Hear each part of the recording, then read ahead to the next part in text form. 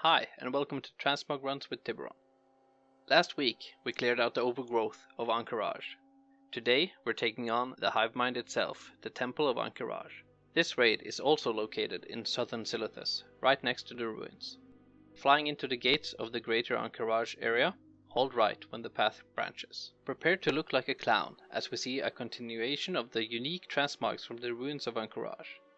The Temple of Ahn'Qiraj has the return of tier sets after last week's break from them. This was Blizzard's first attempt at tier tokens, which, when handed in together with idols and scarabs to in-raid NPCs, will reward you with tier gear. In Temple of Ahn'Qiraj, there are 3 available pets from bosses.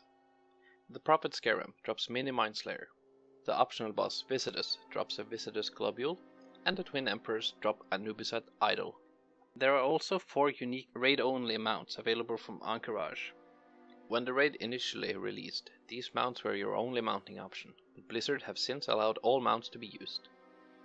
While looking really cool, they're not that usable, as any damage taken will dismount you, including fall damage. The mounts are available in 4 different colors, with red being the rare one.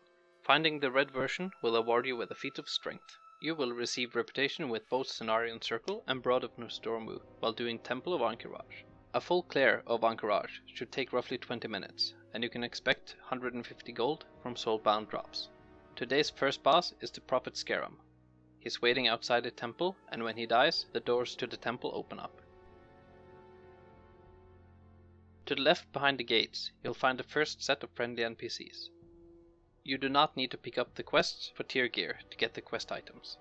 Continuing down into the temple, follow the on-rails experience of tunnels until the room opens up. Right below, we'll find our second boss fight, the Silithid Royalty. The kill order changes the loot table, so check what loot you want before you go knocking on their door. They are also highly prone to bugging mid-fight if you do not kill them one at a time and let them finish their animations.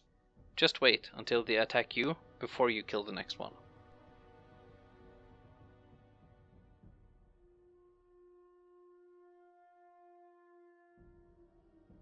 Going back out of the room, take the first available right and keep going down the tunnels.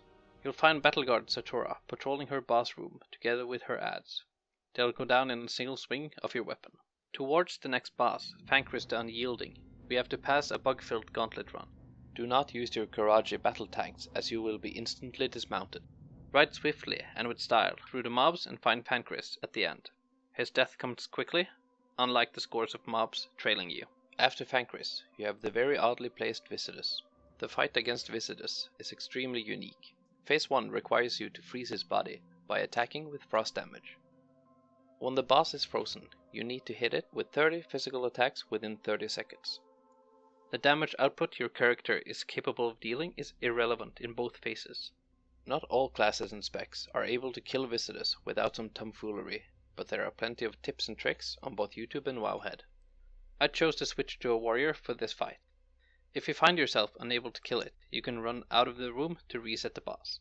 After Viscidus, or if you opted to skip it, we got Princess Huhuran.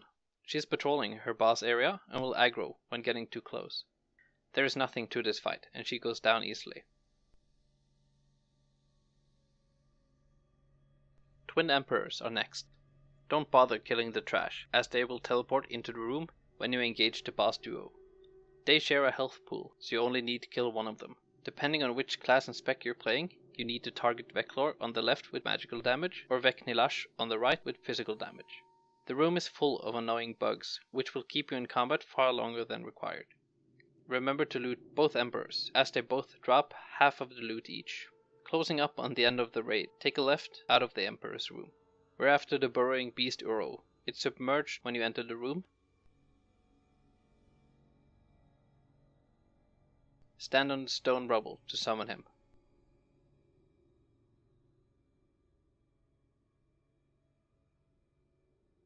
There is a fairly long run between Ouro and Cthulhu, so mount up and get going.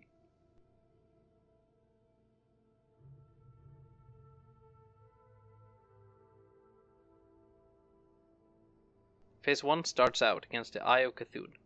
When it pops, Cthulhu will spawn for Phase 2. Wait for his spawn animation to finish. The boss is killable even with his damage reduction up, But if you're going to do this with a lower level alts or characters with low DPS, you might not have enough time before getting eaten. During the fight, he will eat you and put you in his belly. Inside the belly, there are 2 tentacles. Killing them will weaken Cthulhu. Get on the pad between the tentacles to get back outside to take down Cthulhu.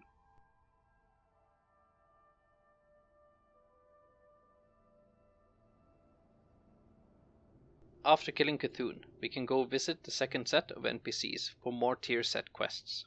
Getting out of the Temple of Ahn'Qiraj is an extremely long run out and will take you more than 5 minutes. Otherwise, use your favorite teleportation device.